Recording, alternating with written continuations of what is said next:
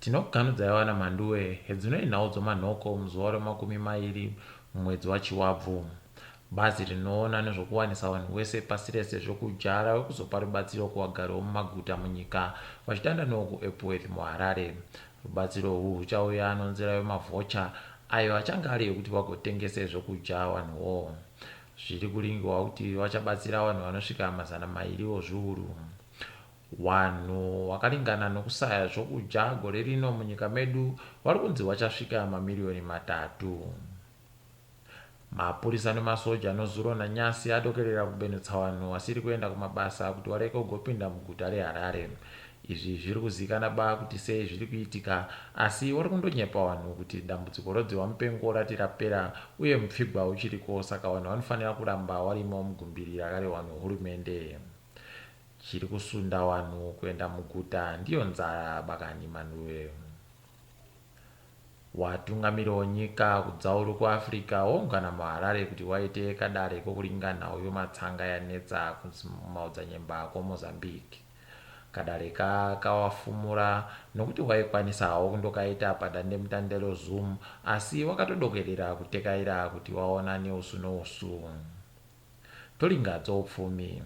Mari itsva yakauya yatanda kuseenzesiwa kubva nozuro. Bhangi guru renyika rakati rakanyepawo mabhangi ose kuti vatande kupa vanhu mari yomapepa kutsiwa yorudzi rwemaRTGS iri muhomwe dzavo. Vari kuti ivo ndiko kuti zvigorerukire vanhu, asi tati taziva kuti zvichareruka chere kana kuti zvichatoingidzira kuoma.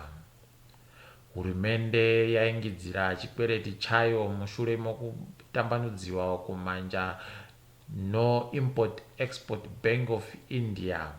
Mari idzo dzakweretesiwa dziri kusvika mamiliyoni 47 omari yokuAmerica. Paribe zvizhinji zvatanyepiwa nezvemamiriro ozvikweretizvo kana kuti zvinofanira kubenutsiwa zvawanda sei. Taakuringa dzopasi rese. Nyika yeBangladesh yoringana kuusu nozi mhepo nodutu guru rinogona kuvhiringidza ugaro hwavanhu vanopfuura mamiliyoni 8. Hurumende yeko yakatounganidza vanoyamura munjodzi idzo vanopfuura zviuru 20 kuti vayamure muzvirongwa zvokubisa vanhu vari kunzvimbo dzokumupata.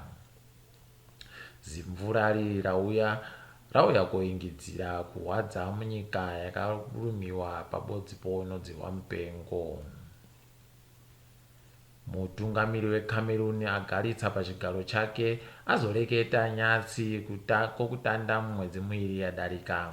Nyika yache yanga iribe kumbwa achireketa kubva pakapinda dzihwa mupengo ikweyo, zvaitoita vanhu vafunge kuti zvimwe akapfa.